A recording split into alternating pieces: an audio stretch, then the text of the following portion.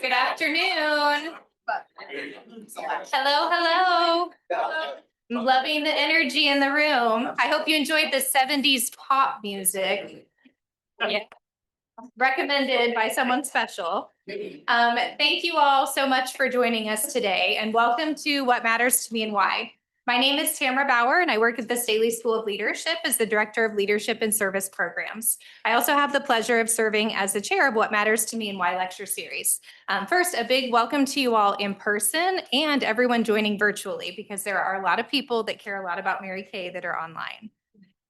We want you to continue to enjoy your meal. If you need to use the restroom, you can find them to the left and to the right outside of this building.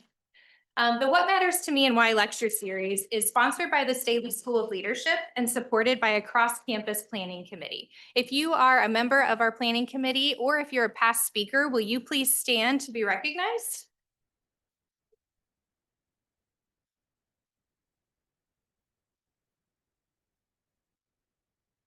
The What Matters to Me and Why series began in 2017 and was designed to build and strengthen bonds between people who teach, learn, and work together daily to help foster understanding of how each of us embraces our values and the K-State principles of community. Since then, we've had the opportunity of hosting 34 K-State faculty and staff members from a wide variety of departments, experiences, and beliefs. Each of these presenters has shared a story of their personal journey, elaborating on how they've chosen to live their life, the core values that they've adopted, and the lessons they have learned. At its core, What Matters to Me and Why is about connection, a way to create a meaningful space of storytelling that deepens our understanding of one another. In a world that often prioritizes productivity over reflection, these conversations remind us that our values, experiences, and choices shape not just our careers, but the ways in which we show up in our families and our communities. We are so excited today to hear from Dr. Mary Kay Siefers, a dear friend, colleague, and very special to the people in this room. I would like to invite two students up to introduce Mary Kay and to begin our What Matters to Me and Why lecture.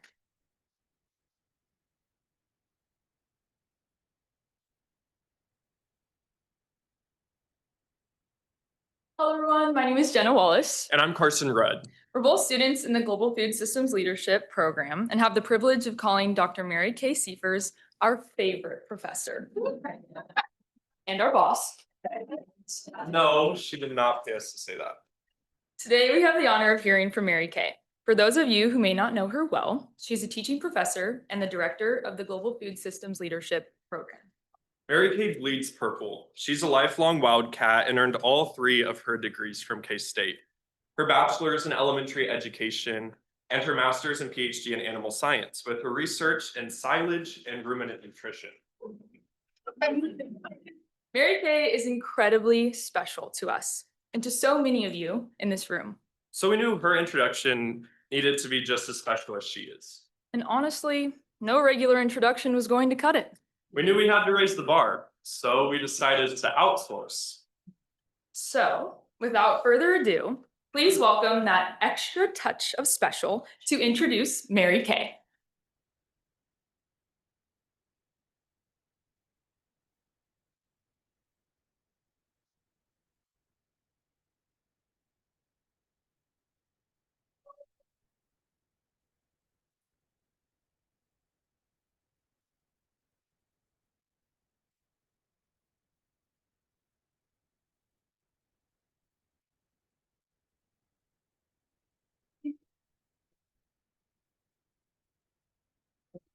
Can I get back to my chair? Let me help you. Oh, God. Get this straight. Okay. Hello, sweet woman. Does anybody know her? Now, hello. Leadership, Staley School of Leadership Studies in Kansas State, and my dear, dear friend, Dr. Mary Kay Siefers. My name is Candy Hiramaka, and for those of you who don't know me, hi Andy. I used to work here back in the dark ages. I retired in 2012, and since then I've been probably seeing all these familiar faces. I've been living in Meridian, Idaho, and when I knew Mary Kay was gonna give this talk, Tamara said, is there any way you can come? And I said, well, I'm moving to Texas in December. I said, I just can't afford to come. And thanks to Mary, she flew me here. So thank you, Mary and Tamara. Thank you. To surprise Mary Kay like this is really something. So I don't want to make this long because I really want to listen to Mary Kay, but Mary Kay and I are part of the OG. Or you're part of the old guard. And after I left, I knew Mary Kay was gonna be the last one standing, so to speak, and I don't know how much longer she's gonna be standing here, but 6 months, I didn't know if it was public. But you know, we've been for so long that the faculty are now part of the school. Carrie, Tamara, Chance, Kate, Trish, they all were students of ours back in the day, and now they are running the place. So anyway, Mary Kay and I both ended up at the time leadership studies and programs. We were working in other places on campus, and we went to a faculty for women, a workshop, and we happened at the same table, and we were to write down what our vision was, or where we'd like to be in the future. And we exchanged notes, and we found we both wanted to be at leadership studies, and lo and behold, I got hired first, Mary Kay. Mary Kay came shortly afterwards, and when I think about those days, I mean, I look around and see people that we have collaborated with and done things with. It really was a magical time back then, and I know Dr. Bosco's here too, and with the support of Dr. Bosco and Dr. Weevil, we just had the best, and we're kind of hidden away on North Manhattan Avenue. We kind of were a subversive group, and Mary Kay and I got really close because we spent a lot of time in the afternoons in her office. She had an east chair, and we had the best conversations talking back then.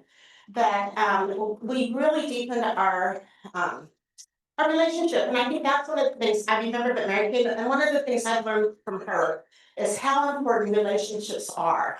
And it's those relationships that you have to build and develop, and I know that's the core of leadership as well. You can't really lead and follow at the same time without relationships. But Mary Kay not only talked about relationships, she talked about you have to be your authentic self. All the words have to come out as well too. Because that's when you it's like the Velveteen Rabbit story. I remember giving that to Mary Kay when we were becoming friends, because you have to know all the things about a person to really love them and care for them and respect them. So Mary Kay, I know I'm gonna cry today when I hear your story, but I think that's one of the things I've learned from you, and I think what goes back to what Margaret Wheatley has said, we don't fear the people whose stories we know. And I think my last thing is that we need to always share our stories. We need to listen to other people's stories. We need to share our stories. And I think what's happening in our country right now, those stories are so important because there's just so much fear going on. And because people like Mary Kay pushes us to be our authentic selves, share our works and stuff, we really do learn to love each other and care for each other in our authentic selves. So Mary Kay, I'm so excited to be here. Thank you again, Mary, Tamara, Chance, and to everybody who helped me keep this a big secret. I can't believe, I just texted Mary Kay this morning to tell her I was zooming in, but she didn't always love it. But I'm really looking forward to hearing your story, because I'm sure I'm gonna be surprised. I think I know a lot about Mary Kay, but I know I'm gonna learn a lot more. And it's so great to see her sisters and Nancy. I know.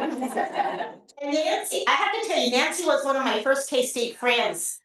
Nancy and I went way back. And that's how I first met Mary Kay too, because Mary Kay used to come out and hang out in Nancy's office. I knew something was going on back then. And I know Deb and Susan too, so Mary Kay's family's like my family. I've been there. Yeah. So I've been to the farm. I'm a farm girl too, so. Dr. Mary Kay Siefers.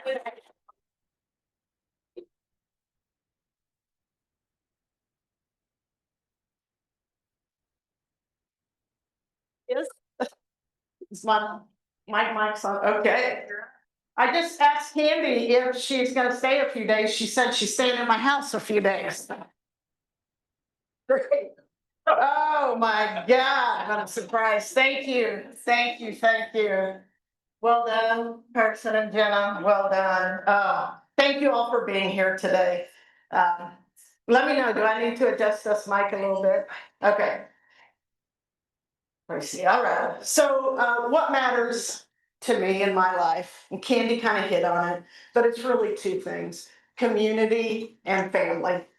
I learned about community growing up in Dorrance, Kansas. How many of you know where Dorrance, Kansas is? There's a few. Oh my gosh, yes, I love it. But I grew up in Dorrance, and I checked the census to see how many people lived in Dorrance when I was growing up there. And in the 1970 census, there were 234 people growing up in Dorrance. So what's it like to grow up in a truly small town? You know, I have people say Manhattan's a small town. I said, you ain't seen nothing. But for starters, we had a party line when I was young. And if you know what a party line is, that's where 2 or 3 or 4 families share the same phone line. And they could listen to your calls and you could listen to theirs, right?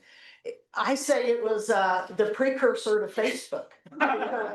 We knew everything, but there was no privacy growing up, but there was a lot of connection and a whole lot of conversation. You know, when we finally got our own number without a party line, there were a lot of wrong number calls, but we talked to them anyway for 30 minutes because you knew everybody. Now, my school in Dorrance was about as small town as it could possibly get. I had 45 students in my high school, not my class, my high school, but in our elementary school, we used to call it grade school at the time, but the first and second graders were together in one room with one teacher. Third and fourth graders were together in one room with one teacher. Fifth and sixth together, and seventh and eighth. So, you know, in the grade school where I went, there were like 5 rooms. That was all the rooms in the school. And you certainly knew everybody else's business. And at that time, there were no secrets, I guarantee you. In high school, now in the high school I attended, there was no cafeteria there. We had to go down to the grade school, which was 2 blocks away, for lunch.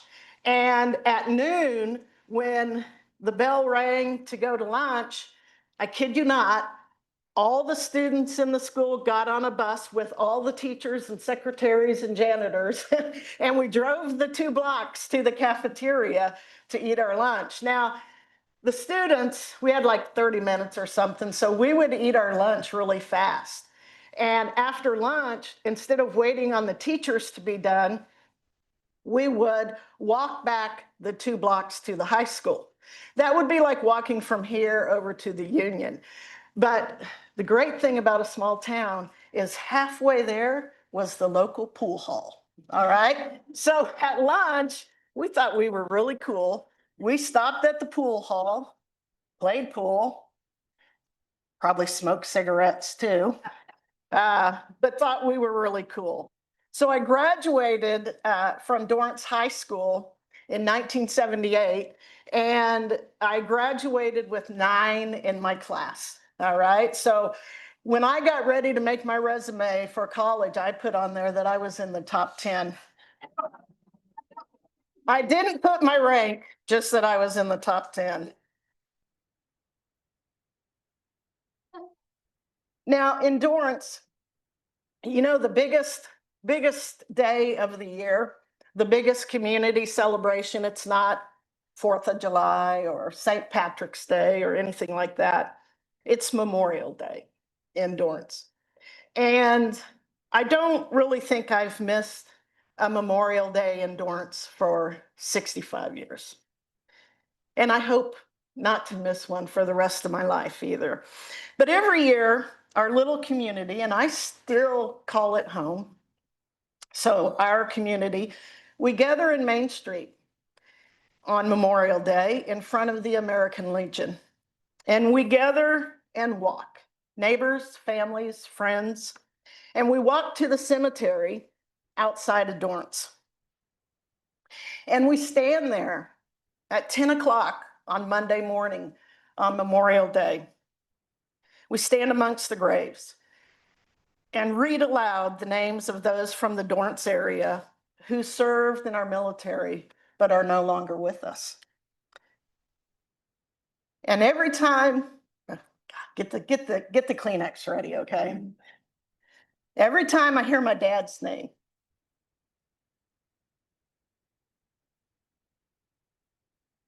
Orville Casey Siefers, or my brother-in-law, Joseph Paul Phelan, I get the tear that I'm having right now.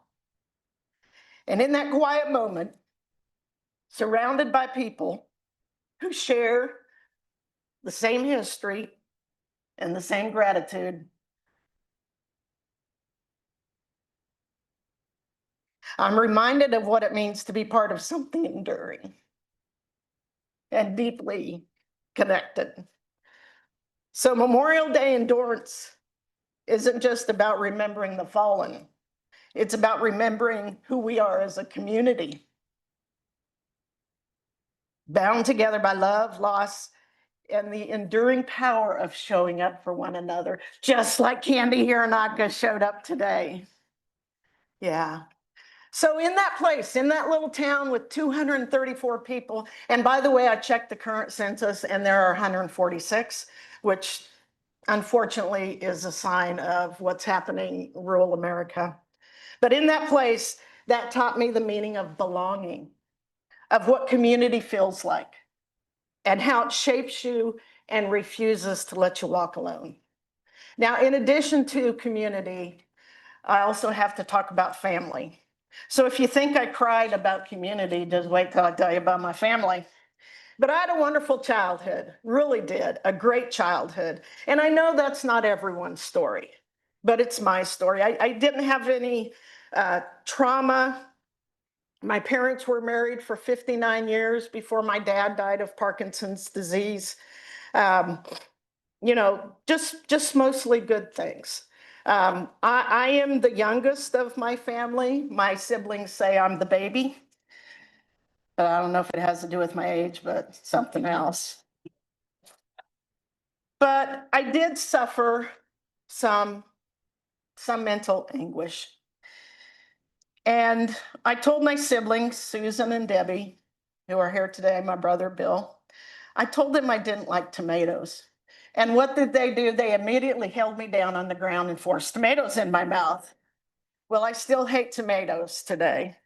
But my mom had 2 jobs growing up. So she worked as a part-time clerk at the post office, mornings, evenings, weekends, holidays, and when people were on vacation.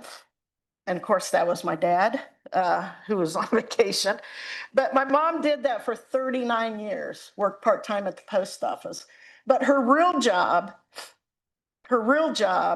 was that she was the school secretary also for 30 years. Now, having your mom stationed outside the principal's office when you are somebody who likes to push the edge is not a great thing. You know, when I'd get sent to the principal's office, I'd have to go sit next to my mom's desk, right? And she would not say a word to me while I was waiting to go into the principal's office. And I'd go in and get my penance and I'd come out and she would not say a word. But it was different when I got home. Ooh, accountability. Yeah. But my mom's real gift was actually turning our house and our family, our home, into a social hub. Would you agree, sisters? Absolutely. So there was always company. We always had neighbors, relatives stopping in. You know, there was always people laughing in the kitchen. I mean, when I think about that, I guess it's no wonder what my office here at the Staley School is like, right? There was always laughter in our home.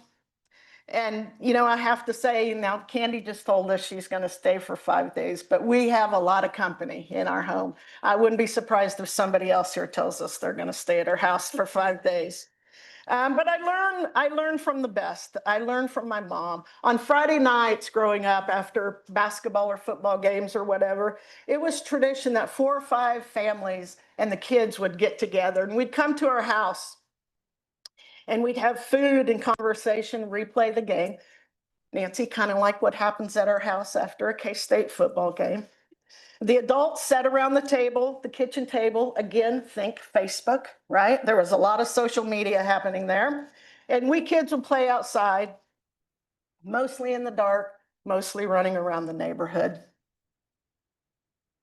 And my mom made world famous upside down rolls, right? Every Saturday night she would make these because she knew people would come to her house on Sunday after church. We lived right across the street from the church. So my mom was the school secretary and we lived across the street from the church. I couldn't get away with anything at that time. But those upside down rolls were ever present in my life. We teased my sisters, right? That those upside down rolls helped them land their husbands because mom would be taking out a pan of those upside down rolls about the same time they were getting home from a date. And I think those guys just couldn't refuse those upside down rolls. But from my mom and all those gatherings and upside down rolls, I learned that food's far more than fuel for our bodies. It creates community and belonging and nourishment for our souls. Now, I have two great nieces who are freshmen at K-State. Natalie right there, Hallie right there. Welcome. And how ironic is it that they and their friends were at our house on Sunday? And Natalie, what did you make on Sunday? Rolls. And everybody, their friends came over and we ate rolls Sunday night at our house. Wow, things happen. We learn well. But I want to tell you about my dad. My dad served in World War II and he flew 33 missions on a B-17 bomber over the European countryside. Now, Dad didn't talk about that much when he was young. When he came home from the war, he worked in the oil fields for a while and then was able to get a job at the post office. And it was there at the post office that I watched Dad build community every single day with whoever came through the door. Now, you got to remember, there were only 234 people in town, so it didn't take too long to get the mail out, and you had plenty of time to do something, right? So Dad talked to everybody. But when Dad left the office at 4:30, he went to what he loved the most, and that was a pig farm. My dad also raised pigs. And it was helping Dad out at the pig farm that I learned the most about him. I certainly increased my vocabulary a little bit. Sorting pigs, if you've ever done that, you'll know what I mean. But one day after helping Dad with the chores, he told me about a dream that he kept having. He said, Mary Kay, I have this dream. I'm back in a B-17 bomber. I'm flying across the German countryside. And when I look down from the green or from the windows of the plane, I see the green rolling hills of that German countryside. And all I can see are white flags. And he said, those white flags represent the people that lost their lives because of my bombs. And Dad paused, and I could tell he was deep in thought. And then he added with a quiver in his voice, those poor bastards wanted to live just as much as I did. And I'll never forget that conversation.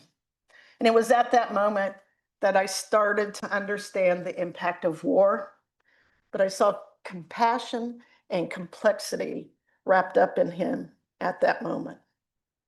Now, my siblings changed me too. They shaped me. My sister, Susan, she's the rule follower, right? Are you nervous about what I'm going to say about you? Yeah, you should be. My sister, Debbie, over here is not a rule follower. But when I was born, I guess my siblings, Susan, Debbie, and Bill, had worn out my mom because when I was born, this is a true story. She said, hey, you two have to raise this one, right? Now, I had a great mom. Mom was good. But if you have any beef about me, about any way I behave, talk to them after this. because they're the ones. But Susan and Joe took me on my first vacation when I was about a freshman. You know, when both your parents have two jobs, you don't travel too much. And we went on a narrow gauge train ride in Colorado. And that was like the first time I'd really left home for the most part. And that just started to open up my eyes. And I will tell you that we're still vacationing together today. So some things never change. Now, my sister Debbie, not the rule follower, she was Grandma Kaufman's favorite. Grandma's been dead for 40 years, but Susan and I are still bitter. So Debbie would spend days and nights at Grandma and Grandpa Kaufman's and we wouldn't see her. Yeah, you know that's true. Yeah. Now, I guess it's not too much of a surprise that the last two times she's come to Manhattan for an overnight visit, she stayed 5 nights each time. So some things never change. But I want to tell you, I grew up feeling safe. I grew up feeling loved and a sense of belonging because of my family and my community. But there was a storm brewing on the horizon that I could never have predicted. Whew, and I was going to need every bit of the love of my family and the support of my community to face what was about to come my way. That storm started slowly. But at age 17 or 18, I started to realize that I was different. That norms of what society expected of me didn't fit me. I started to realize that I was gay. Now, in the mid to late 70s, the word gay or lesbian didn't even exist in my vocabulary. But even though those words were not there, the feelings were. What began as a quiet ache, a faint whisper in the back of my mind, slowly grew into a relentless voice that I could no longer ignore. At first, it was just the question I pushed aside, something I thought I'd figure out later. But as the years went by and the whisper turned into a roar, and that ache became an emptiness that reached into every part of my life, I spent the next 20 years trying to silence it, trying to fit into the life I thought I was supposed to live. Now, on the outside, my life looked pretty normal. I graduated from high school, graduated from K-State in 1983. I taught English, journalism, and speech for a decade in Kansas high schools. And I eventually moved back to Manhattan, or Manhappiness as I call it, in 1993 to pursue a degree in animal science. You know, I didn't realize it then, but I think that move was less about a career change and more about creating space to do the deeper, harder work I needed to do. Outwardly, I was functioning. I was even thriving. But inside, I was struggling to make sense of my identity as a gay woman, as a lesbian. And I was doing that in the world that didn't make any room for that truth. So during those 20 years, I welded a metal box tightly around myself so no one could see the real me. I buried who I was because I didn't want to lose my family or burden them with a gay daughter or gay sister or gay aunt. You know, I thought I was protecting them from my pain, but in truth, I was the one that needed the protection. Now, the messages around me at that time in history were brutal. You're an abomination. God hates fags. AIDS is God's punishment for being gay. Those words weren't just shouted from street corners or written on signs. They seeped deep into my bones, and I began to question my worth as a human being. Was I a child of God? Did God even know I existed? Why would God create me only to hate me? For 2 decades, I prayed not to be gay. I tried not to be gay. I pleaded with God to make me different, to make me right. But nothing changed except the growing weight of silence pressing down on me.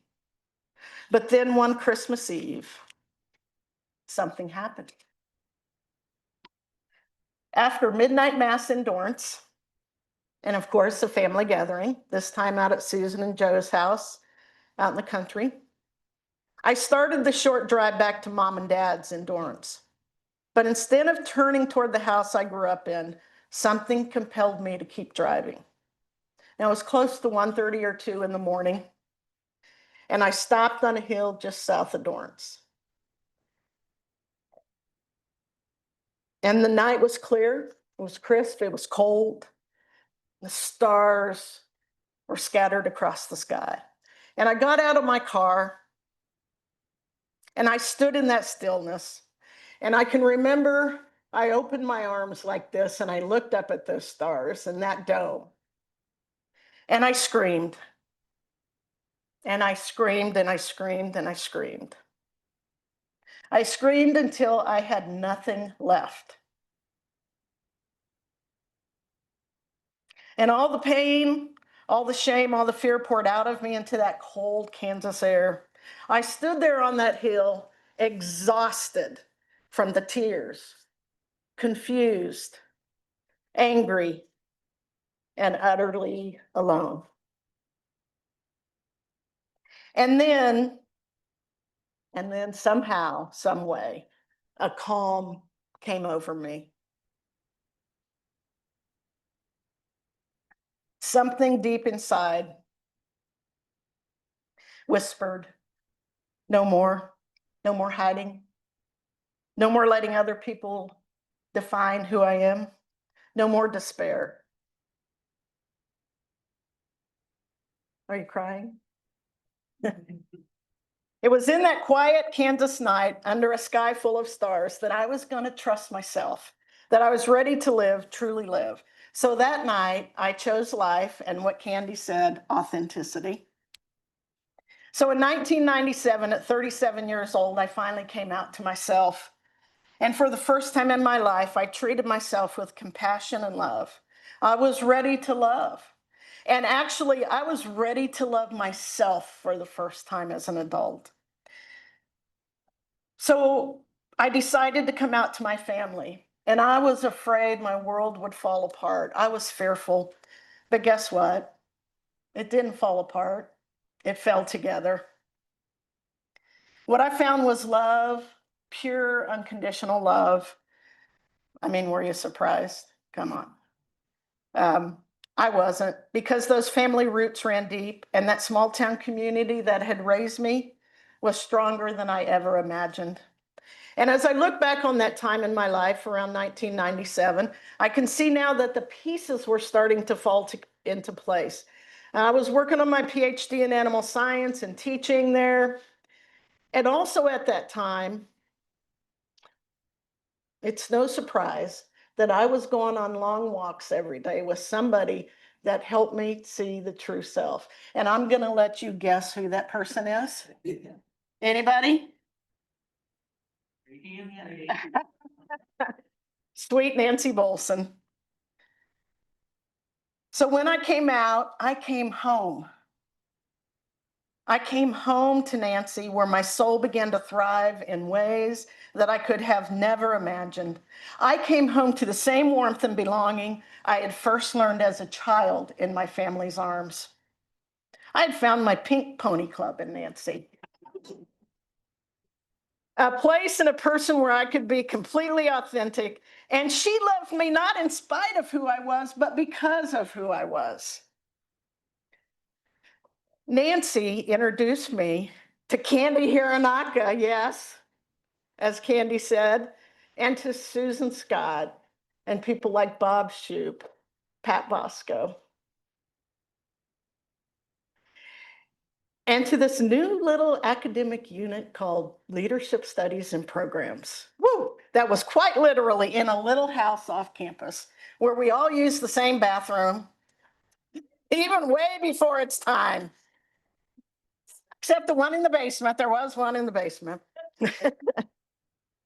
Woo! And my heart went pitter patter. Something about that place and those people and the work they were doing was different. and it felt like home. And I was fortunate to get hired by Leadership Studies after I finished my PhD, and I have not left since. But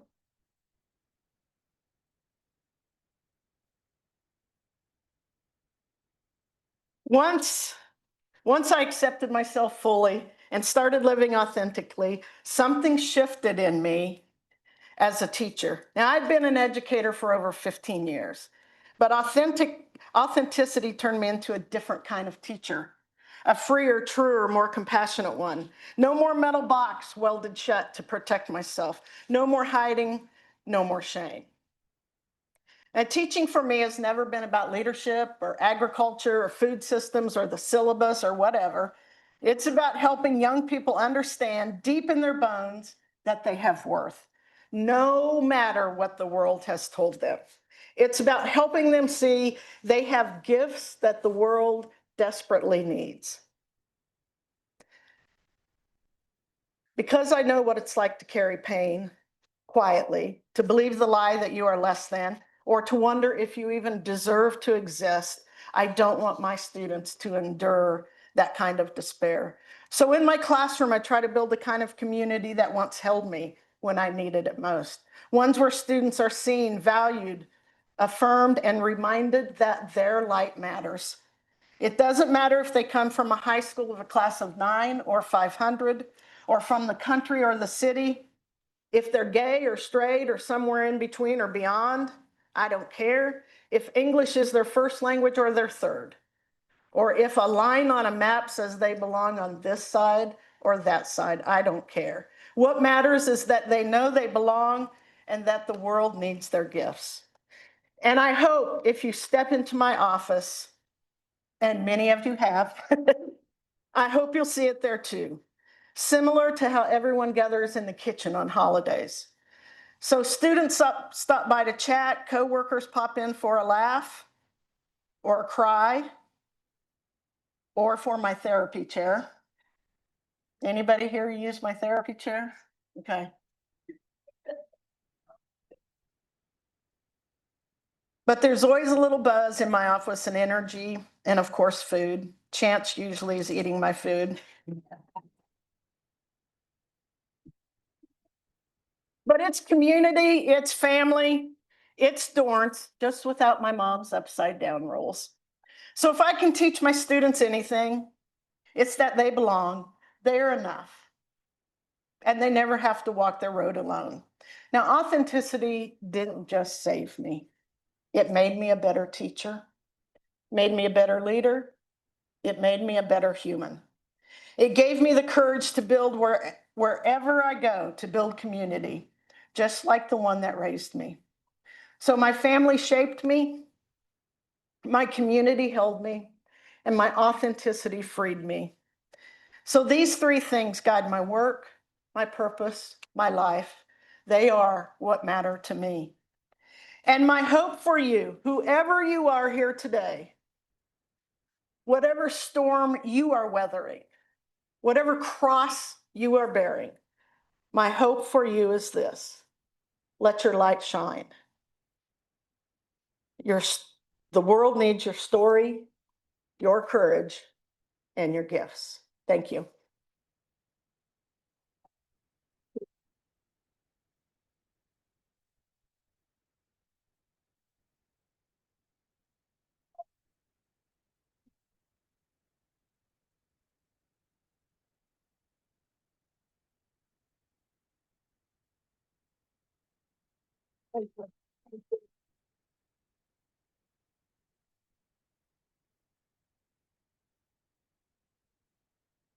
Now I think you get to ask questions. Now everybody said, oh, you're going to be all funny and everything. Boy, did I surprise you, right? But you know, authenticity, I couldn't come up here and give a speech that wasn't me.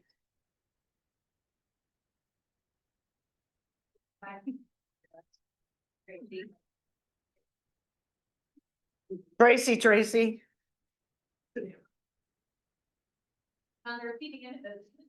very stressful. Tracy had to go to the restroom. Now, are there any questions? Oh, I know we need to wait for a mic, but okay. Who would like to ask a question? You're leaving? You had enough?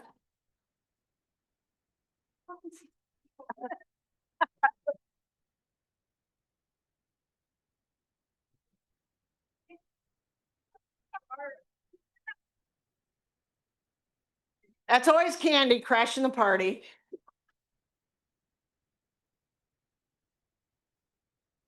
Yes, Justin. And please do introduce yourself for our folks on Zoom also. Yeah, my name's Justin Kastner. Great job, Mary Kay, and thank you for almost single-handedly leading so much here at K-State. Really appreciate it. When you referenced what's happening to communities like Dorrance, the kind of the decline of rural communities, I wonder if you could kind of look out 20, 30 years and what you see happening in our state from a demographic standpoint, economic standpoint, a leadership standpoint, a sociological standpoint. I'd love to hear your thoughts. Well, such an easy question, Justin. Thank you. Like, I'm gonna stand up here and be able to answer that. I appreciate it. I mean, many of us here I know have our roots in rural areas and small communities, and it's just sad to see so little opportunity that people have. I mean, we know everything about housing and internet and jobs and food security and all those things, but I don't know the answer, but I know that the people who live there have the answers. I think they know best for their communities, but the rest of us have to figure that out, ways to help. I mean, we can't let our rural communities die. That's where our food is produced, right? We cannot let that die. And I wish I had an answer. I don't. But it makes me sad. Now, Nancy and I still own the house I grew up in. It was built in 1904. And if anybody wants to give money to help keep it up, that would be great, because it's a money pit.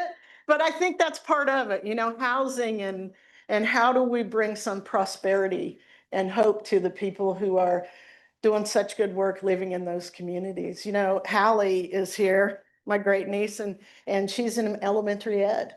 And I think with the hope to go back to a rural area and teach, I mean, we need teachers, we need everything.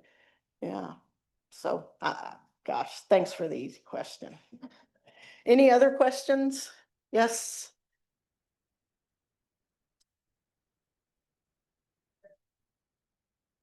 Heard many people in your office discuss food.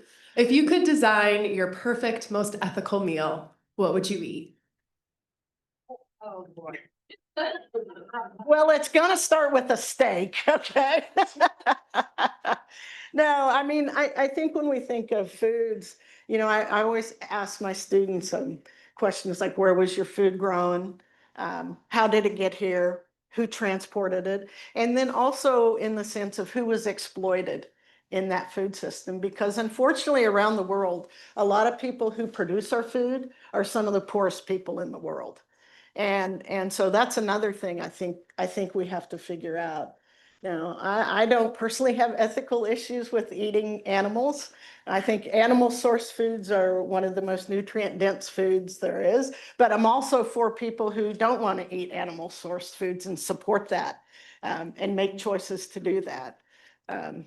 Yeah, but I think again, small communities rule. We got to figure out how to make the people in the world who produce the food that they can have a livelihood doing that. That's critical. Any other questions?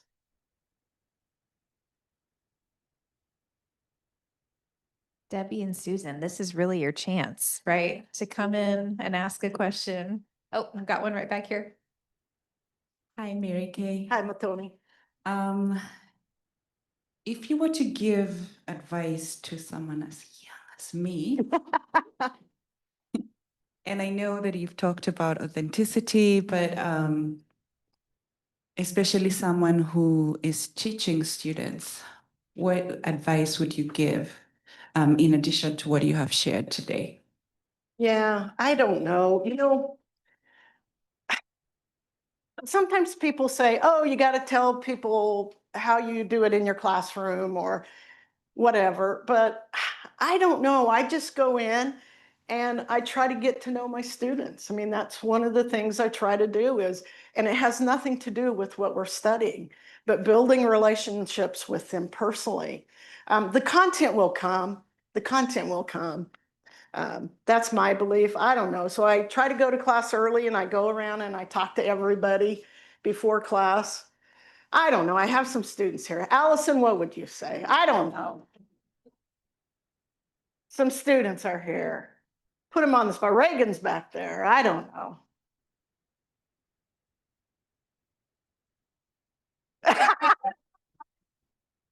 What advice would we give to people? I think that's it. You just, I mean, think about it. That's somebody's child, right? How, if I were the parent, how would I want their teacher treating my child in that room with respect and dignity? And, you know, I know some people are really focused on deadlines and this and that, but I try to focus on learning. And sometimes a deadline and learning aren't the same thing, right? It's very different. So for me, and because I've been doing this like 40 years, and I hate to say this in front of my boss, Mary, but you know, sometimes you do have to break the rules a little bit in teaching to connect with students. Because when we do teacher training, we're so focused on the syllabus and the lesson plan and dates and due dates and points for absences. And man, that stuff drives me crazy. But it's just trying to build a relationship. I don't have the answers. I just know how I do it. It may or may not work for you. Question, okay. Yes.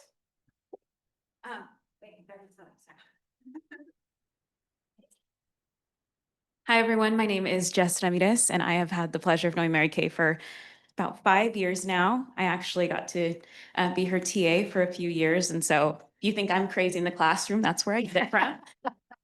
My question for you, MK, is what keeps you coming into class every day so positive, so ready to engage with your students when the world feels very uncertain and kind of scary? Yeah, boy, good question. I don't know, but I don't know. I just know that when I walk into the room, it feels like home to me. Like if you know where you're supposed to be. And I had some jobs where it didn't feel like home to me. But when I walk into the classroom, it feels like home. And I want to be there. And I want to be there. Now, after 40 years, I'm kind of not wanting to be there. And there's that too, because the golf course is kind of calling too. But I love that. But I don't know. I have loved being a teacher, and I mean, mistakes have been made, right? I've made a lot of mistakes as a teacher, but I don't know. When I walk in the classroom, I just feel like I've come home. I've come home. The classroom is home. Thank you. You had a question up there. Yeah, we have a question on the Zoom and a comment from Mike Finnegan, who is joining us remotely. I love you, Mike Finnegan. I'll start with a hey, hey, gang. Jazz hands, I'll do it for him. All right. Happy Tuesday, everybody. The comment is a quote from you. If we are not modeling what we are teaching something else, which is a great quote to live by. And his question for you is, you have always centered students in your approach to teaching. What is one lesson you have learned from your students that still sticks with you today? Ooh, there's not just one, there's so many. But I don't know. It's, I don't know. I just know that, I mean, it goes back to, I trust students. I trust students and I want to hear their stories. And yeah, sometimes they may lie to you about their grandma dying, right? That might happen, but something's going on in their lives. And for me, I just have to trust them. And hopefully I've built a relationship where they can tell me the truth, right? And they can say, you know, I'm sorry, I've just not been here for a week and I haven't done my assignments. And you want to build enough trust that they can say that, because there's a reason they haven't been there or haven't done their assignments. So I just try to be okay with truth, whatever that truth is. Yeah. I love you, Mike. And I think a lot of people in this room love you too. Oh, yes. I'm gonna say, I don't know, Candy. I know, you better not say you don't know. So because we've experienced a lot together through leadership success and some of the things we've done great retreats, trips with students. So if money was not an object, what if you could take your students and do something with them in a week? Money was not, where you would feel like the most learning could take place. What would you do? Yeah, well, some things we've done, go on a trip, take them on a trip to Kenya or Bangladesh or Garden City or Kansas City. But I think it is getting students out of the classroom, traveling out of their comfort zone and having experiences. And then, of course, you know me, I always like to reflect on everything, right? And then figure out the learning. But it's like Susan, when they took me on that vacation to Colorado, like my eyes went like that, right? And I think that's what learning is trying to get our eyes, our vision of the world to go like this. You're not excused yet. I know him, don't worry about it. Just wanted to embarrass him. Any other questions, or I think that's enough probably. I think we have time for one more. Come One on. more question. I've got one question. I'm Jeff Sheldon with the Sunderland Foundation Innovation Lab. So you mentioned growing up across from a church. Mhm. You've mentioned going to church. You've mentioned sort of questioning yourself, your very existence, and then acceptance. How has that? How have you? How has that understanding of how God is in your life or what God is changed over time with you? Yeah, that's a good question. I mean, I am still working on that. I hope everybody is actually, but you know, I came to realize it has to be between me and God and not anybody else, right? And I think that took me a long time to get there, but that's where I am now. Is that I'm the one with the relationship, and I can't let anybody else tell me what my relationship should be. Yeah. All right. Please join me in thanking Mary Kay.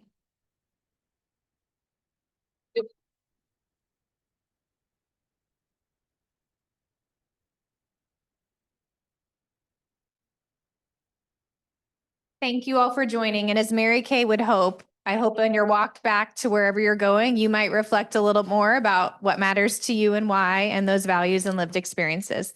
Thank you and have a great day. Have the best. Oh, wait, we got to end it. Oh my gosh, Mary Kay, one more time. Let's go. Well, this is how I always end class. Truthfully, I say, all right, I want you to have the best damn day you've ever had. Now get the hell out of here.